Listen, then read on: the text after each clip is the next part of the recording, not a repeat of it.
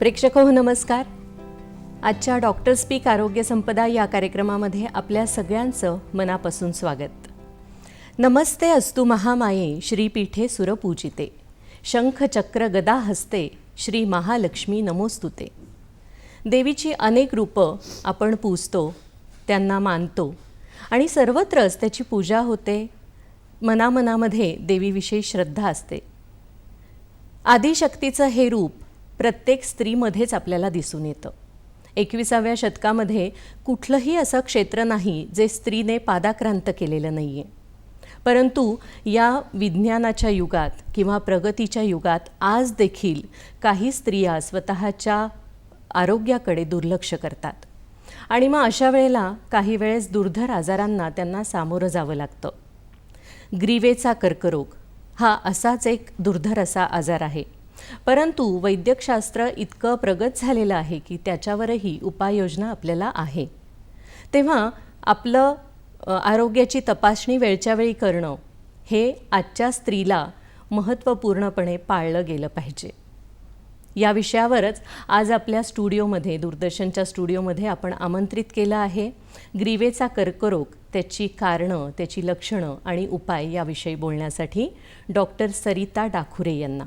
Doctor नमस्कार. नमस्कार. दूरदर्शनच्या स्टुडिओमध्ये तुमचं खूप खूप स्वागत आहे. थँक्यू.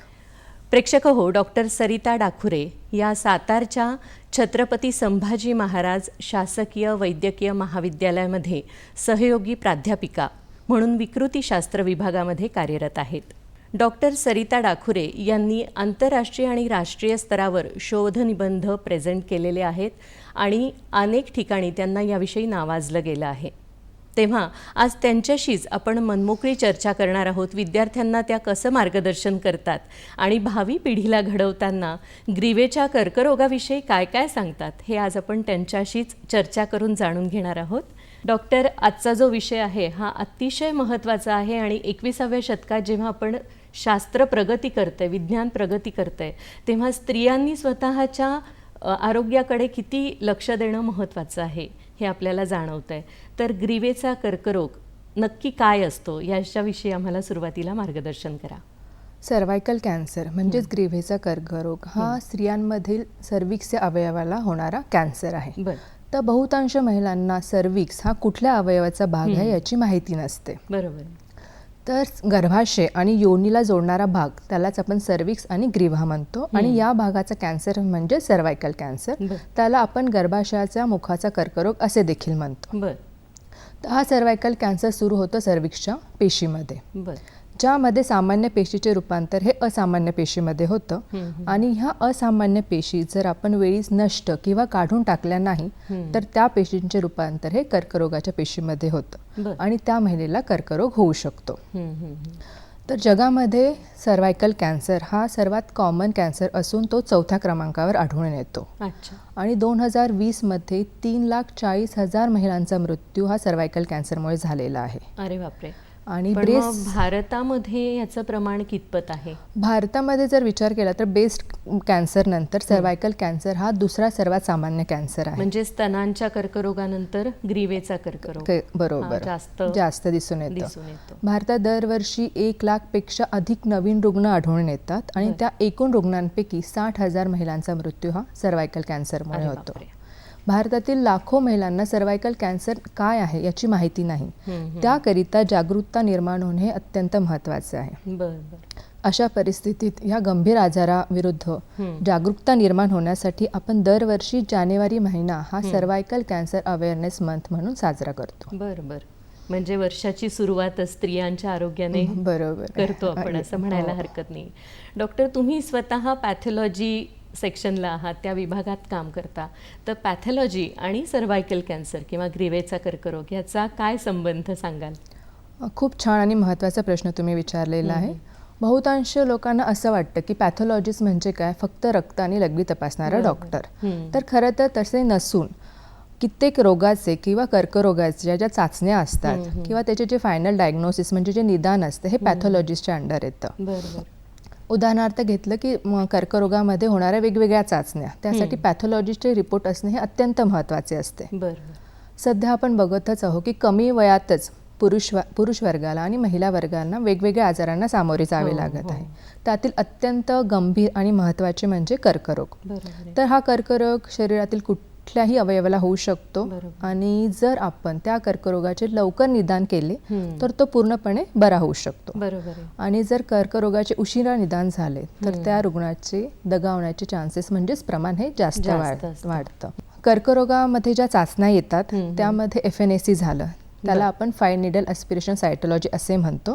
ह्या तपासणीमध्ये आपण सुईच्या साहाय्याने रुग्णाच्या शरीरावर असलेल्या गाठीची तपासणी करतो. त्यानंतर पॅप स्मिअर टेस्टिंग झालं. ही अत्यंत महत्त्वाची आणि सोपी टेस्ट आहे सर्वायकल कॅन्सरच्या लवकर निदानासाठी आणि डायग्नोसिससाठी. त्यानंतर झालं बायोप्सी स्टडी, हिस्टोपॅथॉलॉजिकल स्टडी. यामध्ये आपण त्या रुग्णाला कुठला कर्करोग आहे आणि तो कुठल्या स्टेजमध्ये आहे हे कळतं. त्यामुळे सर्वायकल कॅन्सरच नाही तर शरीरावरील असलेला म्हणजे शरीरात असलेल्या कुठल्याही कॅन्सरच्या निदानासाठी आपल्याला पॅथॉलॉजिस्टचा रिपोर्ट असणे महत्त्वाचे आहे. त्यामुळे तुमचा हा कुठल्याही रोगाचं निदान करण्यासाठी पॅथॉलॉजिस्टचं एक खूप महत्त्वाची भूमिका आहे असं आपण म्हणू शकतो. तुम्ही जे विविध चाचण्यांची एक ओळख दिली आम्हाला, तर एखादा कॅन्सर झालेला रुग्ण असतो हा तुमच्या कसं लक्षात येतं, म्हणजे काय लक्षणं असतात त्याची?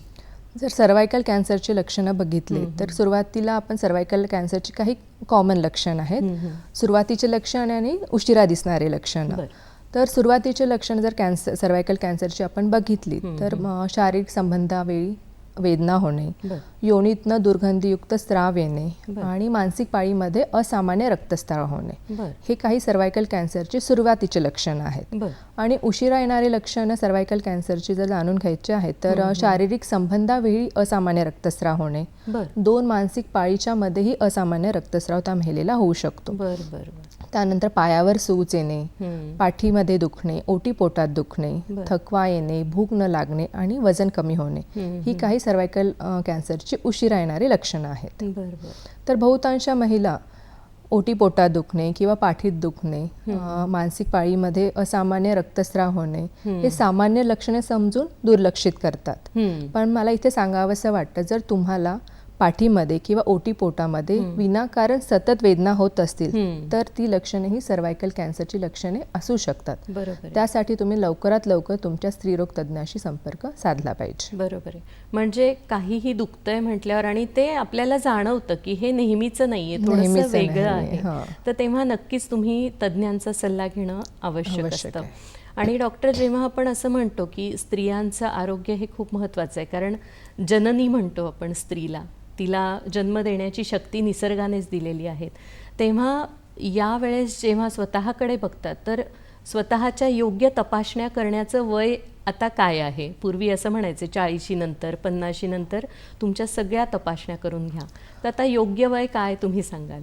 सर्वायकल कॅन्सर हा प्राधान्याने 50 किंवा 50पेक्षा अधिक वय असलेल्या महिलांना दिसून यायचा. पण मागील काही दशकापासून सर्वायकल कॅन्सर हा तरुण महिलांना देखील दिसून येतो आहे. त्यासाठी 30 किंवा 30पेक्षा अधिक वय असलेल्या महिलांनी ह्याची तपासणी करणे गरजेचे आहेत. तर त्यामध्ये पॅप स्मिअर टेस्टिंग असेल, HPV DNA टेस्टिंग असेल आणि कोल्पोनोस्कोपी असेल, ह्या वेगवेगळ्या टेस्ट आपण सर्वायकल कॅन्सरच्या स्क्रीनिंगसाठी लवकर करू शकतो. लवकर कराव्या लागतात. म्हणजे मला असं वाटतं आजकाल लग्नाचं वयच साधारण 25 ते 30च्या दरम्यान असतं. पूर्वी खूप लवकर लग्न व्हायची, त्यामुळे ते वय थोडंसं पुढे होतं तपासण्या करण्याचं.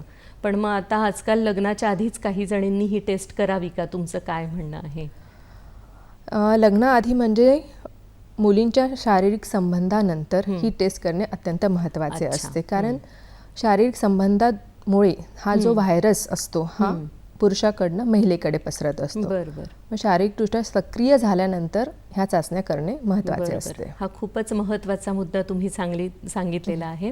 डॉक्टर, या ठिकाणी आपण एक छोटीशी विश्रांती घेऊया. प्रेक्षक हो, कुठेही जाऊ नका, पाहत रहा डॉक्टर स्पीक आरोग्य संपदा हा कार्यक्रम. आजचा आपला विषय आहे सर्व्हायकल कॅन्सर, त्याची लक्षणं आणि त्याच्यावरचे उपाय.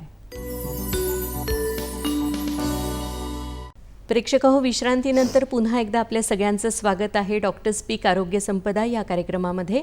आजचा आपला विषय आहे सर्व्हायकल कॅन्सर, त्याची लक्षणं आणि उपाय. आणि आपल्या तज्ज्ञ आहेत डॉक्टर सरिता डाखुरे. डॉक्टर, मगाशी आपण सर्व्हायकल कॅन्सरची तोंडओळख करून घेतली, पण मुख्य त्याची कारणं काय असतात याविषयी आम्हाला थोडंसं सविस्तरपणाने सांगाल का? सर्व्हायकल कॅन्सर हा प्रामुख्याने HPV म्हणजे ह्युमन पॅपिलोमा व्हायरस या विषाणूच्या संसर्गामुळे होतो. बरं.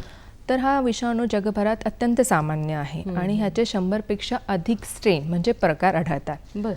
त्यापैकी 14 प्रकार हे सर्व्हायकल कॅन्सरसाठी कारणीभूत ठरतात. अच्छा. आणि HPVचे 6, 11 आणि 16, 18 हे स्ट्रेन जास्त प्रमाणात सर्व्हायकल कॅन्सर पसरवतात. तर हे झालं एक कारण. त्यानंतर महत्त्वाचं कारण म्हणजे अनुवांशिकता. ज्या महिलांमध्ये अनुवांशिकता आहे किंवा फॅमिली हिस्ट्री आहे अशा महिलांमध्ये पण सर्व्हायकल कॅन्सर हे जास्त होऊ शकतं. अच्छा. त्यानंतर ज्या शारीरिक संबंध हे एकापेक्षा अधिक पुरुषांसोबत आहे किंवा शारीरिक संबंध वयाच्या खूप कमी वयात आलेला आहे, बरं. अशा महिलांना सर्व्हायकल कॅन्सर हा दुपटीने वाढतो. बरं. म्हणजे होण्याचे चान्सेस हे जास्त वाढतात. त्यानंतर धूम्रपान, सिगारेट स्मोकिंग यांनी देखील सर्व्हायकल कॅन्सर होण्याची शक्यता जास्त असते. किंवा मला असं वाटतं की स्वच्छता न पाळल्याने सुद्धा होऊ शकतं का हे?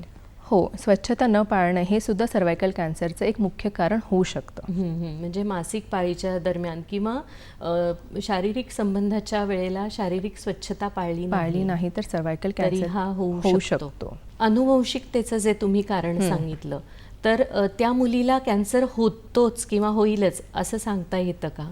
नाही, असं म्हणजे आपण 100% सांगू शकत नाही की आईला कॅन्सर आहे तर तो मुलीला होईलच असं सांगता येत नाही. बरोबर. म्हणजे अनुवंशिकता हे एक कारण असू शकतं. बरोबर. मग ज्यांच्याकडे अनुवंशिकता आहे कॅन्सरच्या आजाराची, तर त्यांनी काय काळजी घ्यावी? ज्या महिलांच्या घरामध्ये अनुवंशिकता आहे म्हणजे ज्या महिलांच्या घरामध्ये सर्व्हायकल कॅन्सर आहे त्यांनी सगळ्यात आधी मी सांगितलं की जी महत्त्वाची चाचणी आहे ती पॅप्समियर टेस्टिंग. पॅप्समियर टेस्टिंग करू शकतो आपण. नंतर HPV DNA टेस्टिंग करू शकतो. ह्या वेगवेगळ्या चाचण्या त्या महिलांनी लवकरात लवकर करणे हे आवश्यक असते, गरजेचं असतं. मग ही सगळी कारणं जी झाली तर त्याचं निदान कसं करता तुम्ही? जे तपासण्या करता वेगवेगळ्या लॅबमध्ये, तर निदान कसं केलं जातं? हे सर्व्हायकल कॅन्सरच्या डायग्नोसिससाठी म्हणजे निदानासाठी वेगवेगळ्या चाचण्या आहेत, पण सर्व्हायकल कॅन्सर होण्याआधीच पण आपण वेगवेगळ्या चाचण्या करू शकतो. आणि त्यातली सगळ्यात महत्त्वाची म्हणजे पॅप्समियर टेस्टिंग. पॅप्समियर ही अत्यंत महत्त्वाची आणि अचूक निदान देणारी टेस्ट आहे. या टेस्टमध्ये आपण गर्भाशयाच्या मुखातून स्त्राव हा काचपट्टीवर घेऊन पॅथॉलॉजिस्टकडे पाठवण्यात येतो. त्यानंतर सर्व्हायकल पेशीमध्ये झालेले सामान्य असामान्य बदल ओळखण्यात येतात. आणि जर तुमचा रिपोर्ट हा असामान्य पेशी त्या रिपोर्टमध्ये दिसून आला तर त्याचा अर्थ असा होत नाही की तुम्हाला सर्व्हायकल कॅन्सर आहे किंवा तुम्हाला सर्व्हायकल कॅन्सर होईल, पण वेळीच तुम्ही त्याचे व्यवस्थित उपचार घेतले, तुमच्या स्त्रीरोग तज्ज्ञाशी सल्ला घेतला तर सर्व्हायकल कॅन्सर होणे तुम्ही टाळू शकता. बरोबर. म्हणजे मगाशी जी तुम्ही लक्षणं सांगितली त्यातली कुठलीही लक्षणं आपल्याला आढळली किंवा आपल्याला काहीतरी वेगळ्या पद्धतीने दुखतंय असं जाणवलं तर तपासण्या करणं हे गरजेचं असतं. तुम्ही जे म्हटलात की मासिक पाळीच्या वेळेला किंवा त्याच्यानंतर सुद्धा हा त्रास होऊ शकतो, तर महिलांना आजकाल काही जणी खेळांमध्ये असतात, ट्रॅव्हल करतात, तर त्यांना सुद्धा असा त्रास होऊ शकतो? हो, हा त्रास नक्कीच तेव्हा होऊ शकतो, पण 30 आणि 30पेक्षा जास्त वय असणाऱ्या महिलांनी नक्कीच लक्षात ठेवलं पाहिजे की सामान्य आणि असामान्य रक्तस्राव काय आहे हे त्या महिलेला कळून येतं की आपला सामान्य रक्तस्राव नेहमी होणारा रक्तस्राव आणि असामान्य रक्तस्राव हे आपल्याला कळतं की हा नॉर्मल नाही आहे. तर अशा वेळी तुम्ही नक्कीच स्वतःची काळजी घेऊन तुमच्या स्त्रीरोग तज्ज्ञाशी सल्ला साधला पाहिजे. मग तुम्हाला असं कुठलं उदाहरण आठवतंय का की एखादी स्त्री किंवा मुलगी तुमच्याकडे आली आहे, लक्षात राहिलेलं असं एखादं उदाहरण सांगा ॲज अ ना. पॅथॉलॉजिस्ट म्हणजे विकृतीशास्त्रज्ञ मला हे सांगावंसं वाटतं की आम्ही पॅप स्मिअर टेस्टिंग करतो. ओके. तर महिलांचे पॅप स्मिअरचे टेस्टिंग झाल्यानंतर रिपोर्ट वगैरे आम्ही जेव्हा रेडी ठेवतो पण त्या महिला त्यांचे रिपोर्ट घेण्यासाठी सुद्धा आमच्याकडे परत येत नाही. म्हणजे महिलांचे आपल्याकडे स्वतःच्या तब्येतीकडे दुर्लक्ष करण्याचे जास्त प्रमाण आहेत. बरं बरं बरं. तर मला इथे सांगावंसं वाटतं की पॅप स्मिअर करणे आणि त्याच्यानंतर त्याचा फॉलोअप घेणे हे अत्यंत गरजेचे आहे. जेव्हा पेशंटचं निदान होतं तर काही जणींना असं जाणवतं की ही टेस्ट पॉझिटिव्ह आलेली आहे किंवा कळतं, तर साधारण किती दिवसात हा रिपोर्ट त्यांच्या हातात मिळू शकतो, पेशंटच्या हातात मिळू शकतो? पॅप स्मिअरचा रिपोर्ट आपल्याला लवकरात लवकर 3 ते 4 दिवसात हातात मिळू शकतो. बरोबर. आणि त्यानंतर आपण लवकरात लवकर ट्रीटमेंट त्याच्यावर उपचार घेऊ शकतात. म्हणजे जर लवकर उपाय सुरू केले तर लवकर उपचार घेऊन तिथेच तो कंट्रोल करता येऊ शकतो, थांबवता येऊ शकतो. बरोबर. मग ह्याच्यासाठीचे काय काय उपचार आहेत? सर्वायकल कॅन्सरचे उपचार हे त्याच्या सर्वायकल कॅन्सरच्या स्टेजवर डिपेंड असतात. जर सुरुवातीच्या काळातील सर्वायकल कॅन्सर असेल तर आपण त्याच्यावर शस्त्रक्रिया करतो. आणि सर्वायकल कॅन्सर हा ॲडव्हान्स स्टेजमध्ये असेल तर त्याच्यावर सर्जरी म्हणजे शस्त्रक्रिया, त्यानंतर रेडिओथेरपी आणि केमोथेरपी असे वेगवेगळे उपचार केले जातात. पण हे त्या रुग्णाच्या वेगवेगळ्या घटकावर अवलंबून असतं. बरोबर. म्हणजे किती त्याला सहन होतंय, किती सहन होतं, त्याला दुसरा काही गंभीर आजार आहे का, त्याचा सर्वायकल कॅन्सर हा कुठल्या स्टेजमध्ये आहे, हे वेगवेगळे घटक उपचारामध्ये महत्त्वाचे असतात. जेव्हा वय लहान असतं तेव्हा तुम्ही शस्त्रक्रिया करा असं सांगता काय? मुद्दा जो आहे की त्या महिलेला गर्भधारणा पुढे करायची आहे की नाही. जर महिलेचं वय कमी आहे आणि तिला गर्भधारणा करायची आहे तर अशा महिलांमध्ये आपल्याला गर्भाशय ठेवण्याची गरज असते. पण तरीसुद्धा जर सर्वायकल कॅन्सर हा ॲडव्हान्स स्टेजमध्ये असला तर गर्भाशय आपल्याला त्या पेशंटमध्ये किंवा त्या महिलेमध्ये काढावा लागतो. बरोबर. तर फर्टिलिटी ही ठेवायची आहे की नाही ह्यावर आपल्याला त्याचा उपचार ठरवावा लागतो. बरोबर. आणि मग जर का एखाद्या प्रौढ महिलेला तो आजार असेल, जिची मुलं मोठी आहेत किंवा असं, तर तिला तुम्ही शस्त्रक्रिया करता का? परत मॅम मला इथे सांगावंसं वाटतं की कुठल्याही कॅन्सरचा म्हणजे सर्वायकल कॅन्सरचा उपचार हा त्या स्टेजवर डिपेंड असतं. बरोबर. जर स्टेज 2, 3, 4 असेल म्हणजे सर्वायकल कॅन्सर हा सर्विक्स पुरता मर्यादित न राहता तो सर्विक पासून गर्भाशय किंवा योनीमध्ये पसरला आहे किंवा आजूबाजूच्या भागात पसरला आहे तर शस्त्रक्रियेसोबत आपल्याला दुसरे उपचार करून करता येतात प्रौढ व्यक्तींमध्ये पण. मग हा कॅन्सर जर का पसरला तर तो किती पसरतो मॅडम? सर्वायकल कॅन्सरला आपण त्यासाठीच अत्यंत धोकादायक कॅन्सर म्हणजे कर्करोग असं म्हणतो. सर्वायकल कॅन्सर हा सर्विकपासून सुरू होतो, त्यानंतर तो हळूहळू गर्भाशय, नंतर योनीमध्ये, नंतर आजूबाजूच्या अवयवामध्ये म्हणजे ब्लॅडर झालं, लिव्हर झालं, तो लंगमध्ये पण पसरू शकतो, फुफ्फुसांपर्यंतही जाऊ शकतो. त्यामुळेच आपण सर्वायकल कॅन्सर हा अत्यंत धोकादायक आहे असे म्हणतो. बरोबर. मग आत्तापर्यंत तुम्ही जे सगळे लक्षणं सांगितली किंवा उपचार पद्धती सांगितली त्याच्यावर असा रामबाण उपाय काय आहे का सध्या? म्हणजे नवीन काही इंजेक्शन आलं आहे किंवा वॅक्सिनेशन आलं आहे असं आहे? सर्वायकल कॅन्सरची जे कारणं आहेत ते नक्कीच महिलेने टाळले पाहिजे. जसे सुरक्षित शारीरिक संबंध ठेवणे गरजेचे आहे, त्यानंतर वैयक्तिक स्वच्छता ठेवणे हे गरजेचे आहे आणि त्यानंतर धूम्रपान सोडणे. याशिवाय सध्या सर्वायकल कॅन्सरसाठी HPV व्हॅक्सिन उपलब्ध आहे. ह्या HPV व्हॅक्सिनचे 3 वेगवेगळे प्रकार आहेत आणि या व्हॅक्सिनने आपण नक्की सर्वायकल कॅन्सर हा टाळू शकतो. म्हणजे तो टाळता येतो. पण जेव्हा मग महिलेला कॅन्सर झाला आहे असं लक्षात येतं तेव्हा त्याच्यावर असं काही वेगळं औषध नसतं? शस्त्रक्रिया, रेडिओथेरपी आणि केमोथेरपी कॅन्सर झाल्यानंतर एवढेच उपचार आपण करू शकतो. व्हॅक्सिन हे कर्करोग म्हणजे सर्वायकल कॅन्सर होऊ न याच्यासाठी वापरतो आपण. आणि मग ते काय वयाला आपण द्यावं लागतं वॅक्सिन? HPV व्हॅक्सिन हे 9 ते 15 वर्ष या वयातील मुलींना देणं सगळ्यात चांगलं, कारण ह्या वयातील मुली हा लैंगिकदृष्ट्या सक्रिय झालेल्या नसतात, म्हणजेच त्या HPV विषाणूला संपर्कात आलेल्या नसतात. तर या वयामध्ये ही व्हॅक्सिन देणे हे अत्यंत महत्त्वाचे किंवा चांगले. तर अशा मुलींमध्ये आपण 2 डोस देतो. 0 डोस म्हणजे पहिला डोस आणि सेकंड डोस हा आपण 6 ते 12 महिन्यानंतर कधीही घेऊ शकतो. त्यानंतर 16 ते 25 वयोगटामध्ये ही व्हॅक्सिन देता येते. त्यासाठी आपल्याला 3 डोस घेण्याची गरज असते. 0 डोस, म्हणजेच तो पहिला डोस आपण पकडतो, दुसरा डोस हा 2 महिन्यानंतर आणि तिसरा डोस हा पहिल्या डोस नंतर 6 महिन्यांनी घेतला जातो. बरं. या व्यतिरिक्त 27 ते 45 वयापर्यंत ही वॅक्सिन घेता येते, पण साहजिकच त्याचे प्रभाव हे कमी असतात. अच्छा. कारण ह्या वयोगटामध्ये महिला ह्या शारीरिकदृष्ट्या सक्रिय असतात आणि त्यांना आधीच HPV व्हायरसचा संसर्ग झालेला असतो. बरोबर.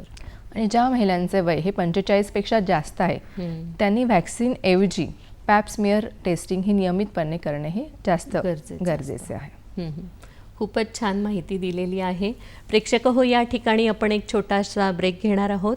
विश्रांतीनंतर पुन्हा एकदा आपण चर्चा करणार आहोत सर्व्हायकल कॅन्सर, त्याची लक्षणं आणि उपाय याविषयी. प्रेक्षक हो, विश्रांतीनंतर पुन्हा एकदा आपल्या सगळ्यांचं स्वागत आहे डॉक्टर स्पीक आरोग्य संपदा या कार्यक्रमामध्ये. आजचा आपला विषय आहे सर्व्हायकल कॅन्सर, त्याची लक्षणं आणि उपाय. सर्व्हायकल कॅन्सर म्हणजे ग्रीवेच्या कर्करोगाविषयी आपण बोलत आहोत डॉक्टर सरिता यांच्याशी. डॉक्टर, बरीच लक्षणं, त्याचं निदान, उपाय तुम्ही सांगितले, पण हा पूर्णपणे बरा होऊ शकतो का, हे सांगाल का आम्हाला? सर्व्हायकल कॅन्सर हा सुरुवातीच्या टप्प्यातील असेल तर तो पूर्णपणे बरा करणे हे शक्य असते. त्या महिलामध्ये आपण हिस्टेक्टॉमी म्हणजेच गर्भाशय काढून शस्त्रक्रियेने तो पूर्णपणे बरा करू शकतो आणि त्याची पुनरावृत्ती टाळू शकते. पण जर सर्व्हायकल कॅन्सर हा ॲडव्हान्स स्टेजमध्ये गेला आहे, म्हणजे स्टेज 2, 3, 4, ह्या स्टेजमध्ये सर्व्हायकल कॅन्सर हा सर्व्हिक्स पुरता मर्यादित राहत नाही. तो गर्भाशयाकडे जातो, तो योनीकडे जातो आणि आजूबाजूच्या साहजिक भागांमध्ये पसरतो. तर अशा पेशंटमध्ये आपण रेडिओथेरपी आणि केमोथेरपीने तो फक्त नियंत्रण करू शकतो, तो पूर्णपणे बरा होऊ शकत नाही. बरोबर. पण मग हा सगळ्यात जास्त धोकादायक आजार आहे असं का म्हटलं जातं? त्याचं कारण हे की सर्व्हायकल कॅन्सर हा सर्व्हिक्सपासून सुरू होऊन ब्लॅडरमध्ये, लिव्हरमध्ये आणि फुफ्फुस म्हणजे स्लंगपर्यंत पसरतो. त्या कारणानेच हा सर्व्हायकल कॅन्सर अत्यंत धोकादायक आहे असे म्हटले जाते. बरोबर. म्हणजे या सगळ्या अवयवांना सुद्धा या एका अवयवाच्या कर्करोगामुळे सुद्धा धोका निर्माण होऊ शकतो. तुम्ही जे सांगितलं की वेगवेगळ्या ज्या निदान असतं, उपाययोजना असतात, तर त्याच्यामध्ये टेस्ट केली जाते, शस्त्रक्रिया केली जाते, शस्त्रक्रियेनंतर सुद्धा बऱ्याचशा रेडिएशन किंवा हे सुद्धा उपाय तुम्ही सांगितले. तर या उपायांमुळे शरीराला कितपत दुष्परिणामांना तोंड द्यावं लागतं? दुष्परिणाम जे होतात ते रेडिओथेरपी आणि केमोथेरपीने त्या रुग्णावर नक्कीच काही दुष्परिणाम होतात. त्यामध्ये आपल्याला त्या महिलेचे केस गळणे, त्यानंतर विकनेस जाणवणे, थकवा जाणवणे, असे काही सौम्य दुष्परिणाम दिसून येतात. पण मग असं भूक मंदावते किंवा अजून काही चक्कर वगैरे येते असं पण होऊ शकतं? असं पण होण्याचे प्रमाण दिसून येतं आपल्याला. पण मग त्यांनी थोडीशी काय काळजी घ्यावी? म्हणजे विश्रांती घेणं एवढंच, किंवा तुम्ही जे लक्षणं सांगितली सुरुवातीला किंवा या कारणांमुळे हा रोग होऊ शकतो, तर हे पुढे टाळलं तर त्या महिलेचं आरोग्य सेफ राहू शकतं का? हो, नक्कीच. आपण त्याचे व्यवस्थित उपचार घेतले, वेळीच त्याची ट्रीटमेंट घेतली तर आपण त्याच्या पुढे म्हणजे त्या महिलेचे पुढचे आयुष्य नक्कीच चांगले राहू शकते. आणि हे सगळे म्हणजे काही वेळेस शस्त्रक्रिया होते, तर त्याच्यानंतर गर्भधारणा होऊ शकते महिलेला? शस्त्रक्रियेनंतर गर्भधारणा होणे हे अत्यंत दुर्मिळ आहे आणि हे क्वचितच महिलांमध्ये शक्य होते. कारण बहुतेक वेळा शस्त्रक्रिया केल्यानंतर आपण त्या महिलेचे हे गर्भाशय काढून टाकतो. पण ज्या महिलांचा सर्व्हायकल कॅन्सर हा खूप आधीच्या टप्प्यात डायग्नोज झाला आहे, म्हणजे त्याची साईज ही खूप लहान आहे आणि तो फक्त सर्व्हिक्स पुरताच मर्यादित आहे, अशा महिलांमध्ये आपण cold knife surgery, cold knife biopsy आणि रॅडिकल ट्रेचेक्टोमी करून फक्त सर्व्हिक्स काढण्यात येतं. आणि गर्भाशय न काढल्यामुळे अशा महिलांमध्ये गर्भधारणा करणे हे शक्य होते. पण दुर्दैवाने आपल्याकडे सर्व्हायकल कॅन्सरचे डायग्नोसिस हे खूप उशिरा होते, म्हणजे ॲडव्हान्स स्टेजमध्ये होते आणि अशा महिलांमध्ये आपल्याला गर्भाशय काढावं लागतं. अशा महिलांमध्ये म्हणून गर्भधारणा करणे हे शक्य होत नाही. मग ह्याचं कारण तुम्ही काय सांगाल? म्हणजे तुमचं जे एक रीडिंग आहे डॉक्टर म्हणून की महिलांना ॲडव्हान्स स्टेजमध्ये कॅन्सर आहे हे लक्षात येतं तुमच्या बरेचदा पॅथॉलॉजिकल टेस्टने, तर ह्याचं कारण काय सांगाल? फक्त दुर्लक्ष किंवा काय टेक्नॉलॉजी वापरत नाहीत किंवा काय सांगाल? सर्व्हायकल कॅन्सर हा सहसा हळूहळू विकसित होतो आणि सर्व्हायकल कॅन्सर होण्यासाठी 10 ते 15 वर्ष लागतात. सर्वायकल कॅन्सरचे मी जसे लक्षणं सांगितले, सुरुवातीचे लक्षण हे सामान्य लक्षण समजून बऱ्याच महिला हे दुर्लक्षित करतात बरं. आणि स्त्रीरोग तज्ज्ञाचा सल्ला घेत नाही. त्यामुळे सर्वायकल कॅन्सर आपल्याकडे हे उशिरा डायग्नोसिस होतं. बरं बरं. आणि पॅप स्मिअरची टेस्टिंग असते जी नियमितपणे 30 किंवा 30 वर्षापेक्षा महिलांनी करायला पाहिजे. त्या स्क्रीनिंग टेस्टचे प्रमाण आपल्याकडे फारच कमी आहे. बरं. त्यामुळेच आपल्याकडे सर्वायकल कॅन्सर हे उशिरा डायग्नोस होतं. अशी कुठली महिला आहे का की जिने सुरुवातीच्याच स्टेजमध्ये शस्त्रक्रिया केली आणि मग तिला गर्भधारणा राहिली, असं उदाहरण आहे का म्हणजे महिलांना आपल्याला सांगता येईल की हे खूप पॉझिटिव्ह एक साईन आहे की तुम्ही वेळच्या वेळी शस्त्रक्रिया करून घ्या, उपचार करा, तर तुम्हाला मूल पण होऊ शकतं? हो, नक्कीच. जर सर्वायकल कॅन्सर लवकर डायग्नोज झाला म्हणजे त्याची जर साईज कमी आहे तर अशा महिलांमध्ये आपण फक्त सर्व्हिक्स काढल्याने ती महिला गर्भधारणा नक्कीच करू शकते, म्हणजे ती गरोदर राहू शकते. त्यासाठी प्रत्येक महिलेनी 30 वर्ष किंवा 30 पेक्षा जास्त असलेल्या महिलांनी सुरुवातीच्या लक्षणाकडे लक्ष देणे हे गरजेचे आहे. जर तुम्ही लवकर ट्रीटमेंट घेतली, लवकर तपासण्या केल्या तर नक्कीच तुम्ही गरोदर राहू शकता. बरोबर. म्हणजे हा आपल्या मैत्रिणींसाठी खूप चांगला सल्ला आहे, ज्या वयाने कमी आहेत आणि ज्यांना पुढे गर्भधारणा करायची आहे, मूल व्हायचं असं त्यांना इच्छा आहे, तर त्यांनी नक्कीच हे लक्षात ठेवलं पाहिजे. किंवा काही जणींना ज्यांना अनुवंशिकता आहे त्यांच्यासाठी हे खूप महत्त्वाचं आहे. डॉक्टर, ग्रामीण आणि शहरी भागातल्या महिलांमध्ये कितपत फरक जाणवतो की कुठल्या महिलांना जास्त हा कॅन्सर दिसून येतोय? नक्कीच ग्रामीण भागामध्ये सर्वायकल कॅन्सरचे प्रमाण जास्त आहे. बरं. कारण तिथे ज्या होणाऱ्या टेस्ट आहे म्हणजे ही पॅप स्मिअर टेस्ट आहे ही तिथे सहजरित्या उपलब्ध नसते. शहरामध्ये ह्याचे प्रमाण, स्क्रीनिंगचे प्रमाण जास्त आहे, म्हणजे पॅप स्मिअर स्क्रीनिंग हे शहरामध्ये जास्त दिसून येते. आणि ग्रामीण भागामध्ये स्क्रीनिंग कमी प्रमाणात असल्यामुळे ग्रामीण भागामध्ये सर्वायकल कॅन्सरचे प्रमाण नक्कीच जास्त आहे. बरं. मग तुम्हाला अशा महिलांना जास्त जागृत करावं लागतं की तुम्ही या, आणि त्याच्यासाठी मग सरकारच्या काय काय योजना आहेत? सगळ्यात पहिले 30 आणि 30 वर्षापेक्षा अधिक महिलांनी दर 3 वर्षांनी पॅप स्मिअरची टेस्टिंग करणे हे गरजेचे आहे. ज्या महिलांचे अति धोकादायक वागणूक आहे, म्हणजे ज्यांचे शारीरिक संबंध एकापेक्षा जास्त पुरुषासोबत आहे, अशा महिलांनी दरवर्षी ही चाचणी केलीच पाहिजे. बरोबर. तर सर्वायकल स्मिअर स्क्रीनिंग म्हणजे पॅप स्मिअर करणे हे सरकारने जास्त त्याला पुढाकार घेतला पाहिजे, महिलांनी घेतला पाहिजे. बरोबर. तुम्ही जेव्हा विद्यार्थ्यांना शिकवता तर तुमचे विविध शोधनिबंधही प्रसिद्ध झालेले आहेत, तर तुम्हाला आवडलेला त्यातला कुठला विषय आहे शोधनिबंधाचा जास्त? मी हेड अँड नेक ट्यूमर ह्याच्यावर बरेच पेपर केलेले आहे. हेड नेक ट्यूमर म्हणजे जे बिनाईन ट्यूमर असतात, जे मॅलिग्नंट ट्यूमर असतात, ते भारतामध्ये किती आहेत आणि त्याचे काय दुष्परिणाम आहेत किंवा त्याचे लक्षणं काय आहेत, कुठला ट्यूमर आपल्याकडे जास्त दिसून येतो, असे वेगवेगळे ट्यूमरची मी हेड अँड नेक ट्यूमरमध्ये स्टडी केलेली आहे. बरोबर. आणि त्यालाही तुम्हाला खूप म्हणजे नावाजलं गेले त्या बाबतीत तुम्हाला. तर डॉक्टर, जेव्हा तुम्ही हे सर्वायकल कॅन्सरविषयी बोलता तर त्याला छोटीशी गाठ किंवा तो ट्यूमरच म्हणता येतो का आपल्याला सर्वायकल कॅन्सरच्या बाबतीत? हो, जर छोटीशी गाठ असेल, सर्व्हिक्समध्ये कुठलाही असामान्य बदल जर दिसला तर आपण कोल्पोस्कोपीने ती गाठ म्हणजे त्या भागातनं बायोप्सी करतो आणि त्याची तपासणी करतो. तर सर्वायकल कॅन्सरची साईज ही छोटीही म्हणजे लहान पण असू शकते. बरोबर. अच्छा. आणि मग ती जर दुर्लक्ष झालं तर ती वाढत जाते आणि सर्वायकल कॅन्सर होऊ शकतो. पण मग महिलांना तुम्ही जे सांगितलं मासिक पाळीच्या दरम्यान किंवा आधी नंतर रक्तस्राव जो होतो तो अनयुज्युअल होतो, म्हणजे नेहमीसारखा नसतो तो, तर मूत्राशयाच्या बाबतीत सुद्धा काही लक्षणं अशी दिसतात का ज्याच्यामुळे आपल्याला लक्षण लक्षात येऊ शकतं की हा सर्वायकल कॅन्सर असू शकतो? योनीची अस्वस्थता आणि लघवीद्वारे रक्तस्राव होणे ही सर्वायकल कॅन्सरची लक्षणे असू शकतात. म्हणजे सर्वायकल कॅन्सर हा सर्व्हिक्सपासनं ब्लॅडरकडे पोहोचला आहे ह्याचं हे लक्षण आहे. म्हणजे वारंवार तसं वाटणं की आपल्याला जावं लागतंय. पण मग ह्याचं असं लक्षण दिसलं तरीही महिलांनी डॉक्टरांना, स्त्रीरोग तज्ज्ञांना संपर्क साधावा, त्यांचा सल्ला घ्यावा? नक्कीच. जर अशी लक्षणं आढळून आली तर ही लक्षणे सर्वायकल कॅन्सरची असू शकतात. त्यामुळे लवकरात लवकर महिलांनी स्त्रीरोग तज्ज्ञाशी संपर्क साधलाच पाहिजे. महत्त्वाचा मुद्दा सांगितलेला आहे. प्रेक्षक हो, आपल्या आरोग्याकडे लक्ष देणं हे स्त्रियांना किती गरजेचं आहे हे या चर्चेवरनं आपल्या लक्षात येतच आहे. या ठिकाणी आपण एक छोटीशी विश्रांती घेणार आहोत. विश्रांतीनंतर पुन्हा एकदा आपण चर्चा करणार आहोत सर्व्हायकल कॅन्सरविषयी. प्रेक्षक हो, विश्रांतीनंतर पुन्हा एकदा आपल्या सगळ्यांचं स्वागत आहे. डॉक्टर स्पीक आरोग्य संपदा या कार्यक्रमामध्ये आजचा आपला विषय आहे सर्वायकल कॅन्सर अर्थात ग्रीवेचा कर्करोग आणि डॉक्टर आहेत सरिता. डॉक्टर, मगाशी आपण जे बोलत होतो की सर्वायकल कॅन्सर हा बरा होऊ शकतो, शस्त्रक्रिया होऊ शकते, तो पूर्णपणे टाळताही येतो आपल्याला.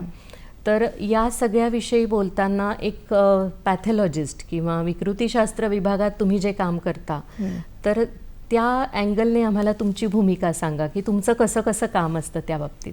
सर्वायकल कॅन्सरचं बोलायचं झालं तर सर्वायकल कॅन्सरमधली सगळ्यात महत्त्वाची चाचणी जी आहे ती पॅप्समियर. हो. पॅप्समियरमध्ये आपण गर्भाशयाच्या मुखातनं स्त्राव घेऊन तो काचपट्टीवर घेतो आणि त्यानंतर ती स्लाईड म्हणजे ती काचपट्टी ही पॅथॉलॉजिस्ट म्हणजे आमच्याकडे येते. त्यानंतर पॅप्समियरमध्ये आम्ही त्याची पॅप्समियर स्टेनिंग करतो आणि मायक्रोस्कोप खाली त्याची स्टडी केली जाते किंवा सर्व्हिक्समधल्या पेशीमध्ये काही बदल झाले आहेत का, त्या पेशी कशा आहेत, त्या पेशी सामान्य आहेत का असामान्य पेशी झाल्या आहेत, त्यामध्ये जे बदल झाले त्याला आपण डिस्प्लेझिया देखील म्हणतो. हे बदल त्या पेशीमध्ये झाले आहेत का, असे वेगवेगळे बदल आपण बघून त्याचे रिपोर्टिंग करतो. हे झालं पॅप्समियरचं. पॅप्समियरमध्ये आपण स्क्रीनिंग पण करू शकतो सर्वायकल कॅन्सरचं आणि सर्वायकल कॅन्सरचं डायग्नोसिस सुद्धा आपण पॅप्समियरमध्ये करू शकतो. भारतामध्ये पॅप्समियर ही चाचणी वयाच्या 28 वर्षापासून सुरू केली आहे. पण 30पेक्षा अधिक वय असलेल्या महिलांनी दर 3 वर्षांनी पॅप्समियर चाचणी करणे हे महत्त्वाचे आहे. त्यानंतर बायोप्सी स्टडी झालं. जर कोल्पोस्कोपीमध्ये असामान्य काही भाग दिसून आला सर्व्हिक्समधला, तर अशा भागातनं आपण बायोप्सी घेतो आणि त्या बायोप्सीची नंतर परत आपण मायक्रोस्कोप खाली स्टडी करतो. अच्छा. त्यामध्ये परत त्या महिलेला सर्वायकल कॅन्सर आहे का आणि तो कुठल्या प्रकारचा आहे. म्हणजे सर्व्हिक्सचे कॅन्सर हे 2 प्रकारचे असतात. एक स्क्वॅमस सेल कार्सिनोमा आहे आणि ॲडिनोकार्सिनोमा आहे. तर ह्यातला त्या महिलेला कुठला कॅन्सर आहे हे बघण्यात येतं. त्यानंतर हिस्टोपॅथॉलॉजिकल एक्झामिनेशन. सर्वायकल कॅन्सरची शस्त्रक्रिया झाल्यानंतर जे आपण गर्भाशय काढून टाकतो त्याची तपासणी आमच्याकडे केली जाते. त्यामध्येही आपण बघतो की तो सर्वायकल कॅन्सर हा सर्व्हिक्स पुरता मर्यादित होता का, हा तो आजूबाजूच्या भागात पसरला आहे, म्हणजे तो गर्भाशयामध्ये गेला आहे का, तो ओव्हरी किंवा फॅलोपियन ट्यूबमध्ये पसरला आहे का आणि त्याच्या मार्जिन्स काय आहेत, हे हिस्टोपॅथॉलॉजिकल स्टडीमध्ये आपण सर्वायकल कॅन्सर बद्दल जाणून घेऊ शकतो. आणि त्याच्यावरनच त्या स्टेजिंगवरनं त्या पेशंटचे पुढचे उपचार ठरत असतात. म्हणून पॅथॉलॉजिस्टची या स्टेजिंगमध्ये अत्यंत महत्त्वपूर्ण भूमिका असते. स्टेजिंगवरूनच त्या पेशंटचे पुढचे उपचार ठरता येतात. म्हणजे स्त्रीरोग तज्ञ जे असतात ते जे औषध देतात किंवा प्रिस्क्राईब करतात, तर ते या तुमच्या सल्ल्यावरनं पुढे ते उपचार पद्धती ठरवतात की शस्त्रक्रिया करायची आहे का अजून काही करायचं. बरोबर. आणि तुम्ही जे सांगितलं की वेगवेगळे उपचार आपण करतो, त्याच्यात लस ही खूप महत्त्वाची आहे की होऊच नये, तो आजार टाळता येतो. तर भारतामध्ये अशा किती लसी उपलब्ध आहेत सर्वायकल कॅन्सरसाठी म्हणून? भारतामध्ये सध्या सर्वायकल कॅन्सर टाळण्यासाठी 3 लस उपलब्ध आहे. त्यातील सगळ्यात पहिली म्हणजे गार्डासिल. गार्डासिल ही भारतामध्ये 2008 पासून उपलब्ध आहे आणि या व्हॅक्सिनचे आपल्याला 2 किंवा 3 डोस घ्यावे लागतात. ही एक क्वाड्रिव्हॅलंट व्हॅक्सिन आहे, म्हणजे सर्वायकल HPVच्या 4 स्ट्रेनपासून ही संरक्षण देते. HPV स्ट्रेन म्हणजे 6, 11, 16 आणि 18 या 4 स्ट्रेनपासून ही व्हॅक्सिन आपल्याला संरक्षण देते. ही व्हॅक्सिन घेण्यासाठी आपल्याला 2 किंवा 3 डोस घ्यावे लागतात आणि ते त्या महिलेच्या वयावर अवलंबून असतं, ठरवता येतं. त्यानंतर सर्वारिक्स ही भारतामध्ये 2009 पासून उपलब्ध आहे. ही एक बायव्हॅलंट व्हॅक्सिन आहे, म्हणजे सर्वायकल कॅन्सर होण्याला कारणीभूत असलेल्या 70% स्ट्रेन म्हणजे 16 आणि 18 या विरोधात आपल्याला संरक्षण देते. आणि अलीकडे सिरम इन्स्टिट्यूट ऑफ इंडियाने एक नवीन सर्वायकल कॅन्सरसाठी व्हॅक्सिन लॉन्च केली आहे. तिला आपण सर्वावॅक म्हणतो आणि ती लवकरच सरकार आपल्याला उपलब्ध करून देईल अशी आपण अपेक्षा करू शकतो. सरकारी जे रुग्णालयं आहेत सगळी, तर सरकारच्या वतीने ह्याच्या ज्या शस्त्रक्रिया केल्या जातात सगळ्या, तर त्या कितपत उपलब्ध असतात सगळीकडे? कुठल्याही सरकारी दवाखान्यामध्ये सर्वायकल कॅन्सरचे उपचार हे पूर्णपणे उपलब्ध आहेत. शस्त्रक्रियाही केली जाते, केमोथेरपीही केली जाते आणि रेडिओथेरपीही केली जाते. तर सर्व शस्त्रक्रिया आणि इतरही उपचारे सरकारी दवाखान्यामध्ये अवेलेबल आहेत, म्हणजे उपलब्ध आहेत. खूप खर्चिक असतं. नाही, सरकारी दवाखान्यात होणाऱ्या शस्त्रक्रिया हे पेशंटला खूप कमी किमतीमध्ये शक्य म्हणजे ट्रीटमेंट देणं हे घेता शक्य येते. असतं. बरोबर. प्रेक्षकांनी हे खूप महत्त्वपूर्ण गोष्ट लक्षात ठेवली पाहिजे की सरकारी दवाखान्यांमध्ये सर्व्हायकल कॅन्सरवरचे जे उपचार आहेत की या महिलेला सर्व्हायकल कॅन्सर झालं आहे, ग्रीवेचा कर्करोग झाला आहे, तर त्यांना तपासण्या किंवा त्यांची उपचार पद्धती ही सरकारी रुग्णालयामध्ये खूप कमी खर्चामध्ये करून घेता येते आणि महिलांनी याचा नक्कीच लाभ घ्यावा. म्हणजे आपलं आरोग्य हे खूप महत्त्वाचं आहे. डॉक्टर, तुम्ही जे सांगितलं की या वेगवेगळ्या प्रकारच्या लसी उपलब्ध आहेत, तर या लसीचे काही दुष्परिणाम असतात का? इतर लसीप्रमाणे HPV वॅक्सिनचे अत्यंत सौम्य दुष्परिणाम आहे. म्हणजे ते फक्त काही थोड्या वेळासाठीच टिकतात. बरं. ह्याचे कुठलेही दीर्घकालीन दुष्परिणाम आढळून नाही आले. तर सौम्य दुष्परिणाम म्हणजे इंजेक्शन साईटवर लालसरपणा येणं, दुखणं किंवा सूज येणं, त्यानंतर थकवा जाणवणं, ताप येणं, डोकेदुखी होणे, सांधेदुखी होणे, हे अत्यंत कमी दुष्परिणाम आपल्याला HPV वॅक्सिनचे दिसून येतात. म्हणजे लहान मुलांना जे वॅक्सिन देताना डॉक्टर सांगतात की थोडा ताप येईल, उलटी होईल, मळमळ होईल, त्यासारखेच अत्यंत सौम्य दुष्परिणाम सौम्य असतात. मग त्याच्यासाठी पण काही औषधोपचार करावा लागतो? नाही, ते सौम्य दुष्परिणाम हे अगदी थोड्या वेळासाठीच टिकतात. त्यासाठी अच्छा. कुठलेही तुम्हाला पुढची ट्रीटमेंट किंवा उपचार घेण्याची गरज नसते. आणि एक आपल्या भगिनींच्या माहितीसाठी आपण सांगू शकतो, हे इंजेक्शन म्हणजे ही लस जी दिली जाते तर ती कोणी घ्यावी आणि कोणी घेऊ नये याच्याविषयी पण आम्हाला मार्गदर्शन ही करा. लस कोणी घ्यावी हे मी आधीच तुम्हाला सांगितलं आहे. वर्ष 9 ते 45 पर्यंत सगळ्या महिलांनी ही लस घेणे गरजेचे आहे. बरं पण महिला जर गरोदर असेल तर नक्कीच तिने ही लस घेऊ नये. बरं. आणि जर पहिला डोस घेतल्यानंतर ती गरोदर राहिली तर तिने नक्कीच त्याचा दुसरा डोस घेऊ नये. त्यानंतर ज्या महिलांना काही गंभीर आजार आहे अशा महिलांनी देखील ही लस घेणे टाळावे. त्यानंतर ज्या महिलांना HPV वॅक्सिनमधल्या काही घटकांची ॲलर्जी आहे बरं, त्या महिलांनी देखील ही लस घेणे टाळावे. बरं. पण मग चुकून असं होतं का की एखादी या महिलेला माहिती नाही आहे, गर्भधारणा झालेली आहे पण माहिती नाही आहे, तर त्याचा दुष्परिणाम होऊ शकतो, महिलेला त्रास होऊ शकतो? असे खूप क्वचित दिसून आले आहे, पण तसं आपण होऊ देऊ नये म्हणून नक्कीच त्या महिलांनी टाळणे हे गरजेचे आहे. डॉक्टर, तुमच्या लक्षात राहिलेला एखादा अनुभव आम्हाला सांगा की या महिलेने दुर्लक्ष केलं आणि तिला त्रास झाला, किंवा एखाद्या महिलेने सजगपणे तपासणी करून घेतली आणि ती यातनं बाहेर आली. तसं सांगायचं झालं तर पॅप स्मिअरमध्ये आम्ही खूपदा असं बघतो की ॲबनॉर्मल स्मिअर येतात, म्हणजे त्या पेशंटमध्ये असामान्य चेंजेस येतात, बदल दिसून येतात. पण ह्या महिला स्वतःकडे लक्ष न देता तो कॅन्सर हा ॲडव्हान्स स्टेजमध्ये गेलेला आम्ही कित्येक महिलांचं बघितलेलं आहे. त्यांचं उशिरा डायग्नोसिस होतं आणि त्याच्यामुळे त्यांना पूर्णपणे किंवा चांगले उपचार मिळू शकत नाही. अच्छा. आणि चांगला अनुभव म्हणजे जर आपण लवकरात लवकर एखाद्या महिलेने डायग्नोसिस केलं तर तो पूर्णपणे बरा होऊ शकतो. याचं उदाहरण सांगायचं झालं की एका पेशंटनी सर्व्हायकल कॅन्सरमध्ये तिच्या अत्यंत सामान्य चेंजेस दिसून आले होते आणि त्यानंतर तिने त्याचा फॉलोअप घेतला. त्याच्यावर ज्या सर्जरी करतात असामान्य पेशीवर त्या केल्या आणि त्यामुळे पुढे सर्व्हायकल कॅन्सर होणे हे आपण पूर्णपणे त्याच्यात टाळता आलं. म्हणजे वेळच्या वेळी जर का आपण लक्ष दिलं तर हे टाळता येतं. बरोबर.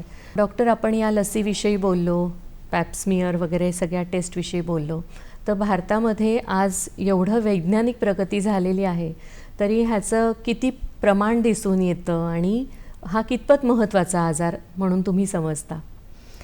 जसं की मी आधी सांगितलं, भारतामध्ये ब्रेस्ट कॅन्सर नंतर सर्व्हायकल कॅन्सर हा सर्वात सामान्य दुसऱ्या क्रमांकावरचा कॅन्सर हा स्त्रियांमध्ये आढळून येतो. तरीसुद्धा भारतातील महिलांना याची खूप कमी माहिती आहे. भारतामध्ये दरवर्षी 1 लाखपेक्षा अधिक नवीन रुग्ण आढळून येतात आणि त्यापैकी 60,000 महिलांचा मृत्यू हा सर्व्हायकल कॅन्सरमुळे होतो. त्यामुळेच आपल्याला ह्याबद्दल माहिती असणे हे अत्यंत आवश्यक आहे. जास्तीत जास्त माहिती असणे आवश्यक आहे. म्हणजेच स्त्रियांनी या आजाराकडे खूप महत्त्वपूर्ण आहे असं लक्ष दिलंच पाहिजे आणि स्वतःचं आरोग्य धोक्यापासून टाळणं गरजेचं आहे. प्रेक्षक हो, या ठिकाणी आपण एक छोटीशी विश्रांती घेणार आहोत. पाहत रहा डॉक्टर स्पीक आरोग्य संपदा हा कार्यक्रम.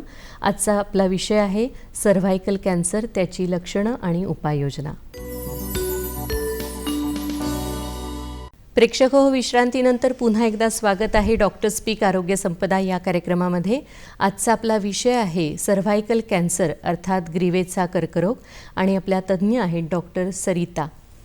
डॉक्टर, मगाशी आपण बरीच चर्चा केलेली आहे. हा कर्करोग काय असतो, त्याची लक्षणं, निदान, तपासण्या सगळ्याविषयी बोललो. तर वेगवेगळ्या वयोगटामध्ये स्त्रियांना हा कर्करोग होऊच नाही, ग्रीवेचा कर्करोग, याच्यासाठी काय काळजी घ्यावी हे जरा आम्हाला सविस्तरपणाने सांगा. वयोगट 9 ते 16 पर्यंत सगळ्यात महत्त्वाचं म्हणजे आपल्याकडे जी लस उपलब्ध आहे HPV वॅक्सिन, ती या वयोगटातील मुलींनी लवकरात लवकर घेऊन त्याचे सगळे डोस घेणे अत्यंत आवश्यक आहे. त्यानंतर शारीरिक संबंध वयाच्या जास्त वयापर्यंत ठेवणे. सॉरी मी परत घेऊ का? हां, चालेल. वयोगट 9 ते 16 पर्यंत आपल्याकडे HPV लस उपलब्ध आहे. तर अशा वयोगटातील मुलींनी नक्कीच HPV वॅक्सिन घेणे हे गरजेचे आहे, ज्यामुळे आपण सर्व्हायकल कॅन्सर टाळता येऊ शकतो. या वॅक्सिनने आपण जवळजवळ 90% सर्व्हायकल कॅन्सर टाळू शकतो. अरे वा. त्यानंतर उशिरा शारीरिक संबंध ठेवणे हेही गरजेचे आहे या वयोगटामध्ये. त्यानंतर 17 ते 25 मध्ये ह्या वयामध्ये देखील HPV वॅक्सिन घेणे हे अत्यंत महत्त्वाचे आहे. आणि सुरक्षित शारीरिक संबंध ठेवणे म्हणजे स्वतःची काळजी घेणे, स्वतःच्या स्वच्छतेची जास्त काळजी घेणे हे महत्त्वाचे आहे. त्यानंतर रेग्युलर पॅप स्मिअर टेस्टिंग करणे आणि नंतर 30 आणि 30पेक्षा जास्त वय असलेल्या म्हणजे 30 ते 45 वय असलेल्या महिलेनी दर 3 वर्षांनी ही चाचणी केलीच पाहिजे. त्यानंतर HPV DNA टेस्टिंग ही एक सुद्धा टेस्ट आहे, ज्यामध्ये आपल्याला त्या महिलेला HPV विषाणूचा संसर्ग झाला आहे की नाही हे कळतं. आणि जर ह्या 2 टेस्टमध्ये काही चेंजेस दिसले तर त्यानंतर आपण कोल्पोस्कोपी करतो. ह्या टेस्टमध्ये पण आपण सर्व्हायकल कॅन्सरमध्ये होणारे चेंजेस हे लवकर ओळखू शकतो आणि त्याला आपण लवकर उपचार घेऊ शकतो. 45पेक्षा जर वय जास्त असेल तर अशा महिलांनी दरवर्षी म्हणजे प्रत्येक वर्षी ही पॅप स्मिअर टेस्टिंग केलीच पाहिजे. त्यासोबत HPV DNA टेस्टिंग सुद्धा अत्यंत आवश्यक आहे, ज्यांचे वय 45 किंवा त्याच्यापेक्षा अधिक आहे. जर ह्या चाचण्या आपण वेळोवेळी करत गेलो, त्याच्यावर उपचार घेत गेलो तर नक्कीच सर्व्हायकल कॅन्सर होण्यापासून आपण टाळू शकतो. मगाशी तुम्ही जे सांगितलं शारीरिक संबंध जे ठेवायचे आहेत तेव्हाही स्वच्छता पाळणं गरजेचं आहे. तर जोडीदाराशी एकनिष्ठ राहणं हे पण आज खूप गरजेचं आहे. आणि त्या दृष्टीनेही तुम्ही काय सांगाल आपल्या नवीन पिढीला की ते किती गरजेचं आहे? आपण बघितलं की सर्व्हायकल कॅन्सरचं प्रामुख्याने कारण म्हणजे HPV व्हायरस आहे. तर हा HPV व्हायरस शारीरिक संबंधातून पुरुषाकडनं महिलेकडे पसरतो. आणि जर शारीरिक संबंध हे वयाच्या खूप आधी आले तर त्यामुळे सर्व्हायकल कॅन्सरचे प्रमाण हे दुपटीने वाढतं. त्यासाठी सुरक्षित शारीरिक संबंध ठेवणे आणि एकनिष्ठ असणे, एका पुरुषासोबत शारीरिक संबंध ठेवणे हे अत्यंत महत्त्वाचे आहे. त्यामुळे जर का तुम्हाला आरोग्य आपलं सेफ ठेवता येत असेल तर सुरक्षितता खूप महत्त्वाची आहे, गरजेची आहे आजच्या काळात. डॉक्टर, वेगवेगळ्या ज्या लसी आहेत त्याच्याबद्दल आणि जनजागृतीबद्दल तुम्ही काय सांगाल? जानेवारी महिना हा खूप महत्त्वाचा आहे असं तुम्ही सुरुवातीला सांगितलं, तर तो का महत्त्वाचा आहे? जानेवारी महिन्यामध्ये आपण वेगवेगळ्या योजना याच्यामध्ये करतो, राबवल्या जातात. त्यासाठी कारण भारतामध्ये मी आधी सांगितलं की भारतीय महिलांना सर्व्हायकल कॅन्सरविषयी खूप कमी माहिती आहे. भारतीय महिलांना ब्रेस्ट कॅन्सर काय आहे किंवा तो कशामुळे होतो ह्याची माहिती आहे, पण सर्व्हायकल कॅन्सर हा इतका कॉमन असून सुद्धा, इतक्या प्रमाणात त्याचे नवीन रुग्ण आढळून येत असले तरी सुद्धा त्याची खूप कमी प्रमाणात माहिती आहे. त्यासाठी अज्ञानच आहे. तर हा कशामुळे होतो, तो आपल्याला होण्यापासून टाळता येतं का ह्याची माहिती महिलांना नाहीच आहे, बहुतांश महिलांना नाही. त्यासाठी आपण जानेवारी महिन्यामध्ये वेगवेगळ्या योजना राबवल्या जातात. यामध्ये आपण महिलांना सर्व्हायकल कॅन्सर काय आहे, तो कशामुळे होतो ह्याची माहिती दिली जाते. तसेच पॅप स्मिअर टेस्टिंग हे 28 वर्षानंतर आपण त्या महिलांमध्ये करता येतं.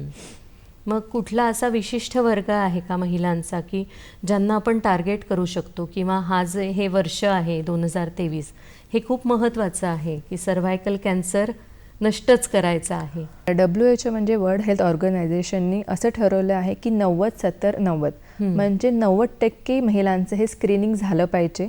70% महिलांमध्ये आपण तो प्रिव्हेंट करू शकलो पाहिजे आणि परत 90% महिलांना पूर्णपणे ट्रीटमेंट मिळाली पाहिजे. जर हे आपण असं 90-70-90% केलं तर 2030पर्यंत आपण नक्कीच सर्वायकल कॅन्सर हा चे प्रमाण कमी करू शकतो, मुळापासून काढू शकतो. म्हणजे जनजागृती करणं किंवा विशेषतः महिलांची जागृती करणं. करणं आणि महिलांबरोबर त्यांचे जे जोडीदार आहे, त्यांचं कुटुंब आहे, ज्यांची ती काळजी घेत असते ती महिला, तर त्यांचंही जागृती करणं हे अत्यंत महत्त्वाचं आहे. आणि त्या दृष्टीने मला वाटतं जानेवारी हा महिना खूप महत्त्वाचा आहे. म्हणजे तेव्हाच जास्त तुमचे वर्कशॉप्स किंवा भाषण किंवा हे होऊ शकतं. मला वाटतं कॉलेजमध्ये मुलींनाही तुम्ही सांगत असाल याविषयी. हो, ह्याविषयी म्हणजे त्यांना त्यांची पॅप्समियर टेस्टिंग करणं किंवा त्यांना सर्वायकल कॅन्सर मेन म्हणजे कसा रोखता येऊ शकतो, आपले काय काळजी घेतली तर आपण सर्वायकल कॅन्सर टाळू शकतो ह्याची माहिती आम्ही नक्कीच त्या देत असतो. म्हणजे ज्ञानदानाबरोबर त्यांचा जीव कसा सुरक्षित ठेवता येईल हे पण तुम्ही बघत असता. डॉक्टर, बरीच माहिती आपण चर्चा केलेली आहे, जाणून घेतलेली आहे, तर आपल्या प्रेक्षकांना आज काय संदेश द्याल? सर्वायकल कॅन्सर हा अत्यंत धोकादायक कॅन्सर असला तरीही सर्वायकल कॅन्सर हा आपल्याला पूर्णपणे टाळता येऊ शकतो. त्यासाठी काही महत्त्वाच्या गोष्टी ह्या नक्की सर्व महिलांनी केल्या पाहिजे. सगळ्यात पहिले म्हणजे पॅप्समियर टेस्टिंग. पॅप्समियर टेस्टिंग ही अत्यंत सोपी आणि सहज होण्यासारखी आहे. 30 किंवा 30पेक्षा अधिक वय असलेल्या महिलांनी दर 3 वर्षांनी ही चाचणी करणे अत्यंत महत्त्वाचे आहे. त्यानंतर ज्या महिलांचे वय 45पेक्षा जास्त आहे अशा महिलांनी दरवर्षी ही टेस्ट करावी. ज्या महिलांची वागणूक जोखमीची आहे, म्हणजे ज्यांचे शारीरिक संबंध एकापेक्षा अधिक पुरुषांसोबत आहे, अशा महिलांनी देखील दरवर्षी ही टेस्ट करणे महत्त्वाचे आहे. त्याचबरोबर त्यांनी त्यांच्या स्त्रीरोग तज्ज्ञाचा सल्ला घेणे गरजेचे आहे. तसेच तंबाखू आणि सिगारेट स्मोकिंगनी सर्वायकल कॅन्सर होतो. तर या जीवघेण्या आजारापासून तुम्हाला जर वाचायचे असेल तर आजच धूम्रपान करणे सोडावे. त्यानंतर सुरक्षित शारीरिक संबंध ठेवणे, वैयक्तिक स्वच्छता ठेवणे हेही सर्वायकल कॅन्सर टाळण्यासाठी महत्त्वाचे आहे. सगळ्यात शेवटचे आणि महत्त्वाचे म्हणजे HPV व्हॅक्सिनेशन. HPV व्हॅक्सिननी आपण नक्कीच सर्वायकल कॅन्सर हा 90% टाळू शकतो. त्यामुळे प्रत्येक महिलेने, एका आईने तिच्या मुलीला किंवा त्या मुलीने तिच्या मैत्रिणींना सर्वायकल कॅन्सर काय आहे आणि तो आपण कसा रोखू शकतो, ज्यासाठी आणि त्यासाठी आपल्याकडे HPV व्हॅक्सिन आहे, तर या व्हॅक्सिन घेण्यासाठी नक्कीच प्रत्येक महिलेने एका दुसऱ्या महिलेला प्रोत्साहन करणे गरजेचे आहे. त्यामुळे नक्कीच आपण सर्वायकल कॅन्सरचे प्रमाण हे कमी करू शकतो. विशेषतः महिला वर्ग जर का जागरूक झाला, सजग झाला, तर हा जो जीवघेणा आजार आहे तो आपण टाळू शकतो. आणि खरंच आपण म्हणतो जिच्या हाती पाळण्याची दोरी ती खरंच जगाचा चांगल्या पद्धतीने उद्धार करू शकेल. पण तिच्याही जीवाशी कोणी खेळू नये किंवा तिने स्वतःच्या जीवाची काळजी घेणं खूप महत्त्वाचं आहे सर्वायकल कॅन्सरच्या दृष्टीने. खूपच छान माहिती दिली डॉक्टर सरिता. आज तुम्ही इथे आलात दूरदर्शनच्या स्टुडिओमध्ये आणि खूप मोलाचं मार्गदर्शन केलं. त्यासाठी मी दूरदर्शनच्या वतीने तुमचे आभार मानते. धन्यवाद.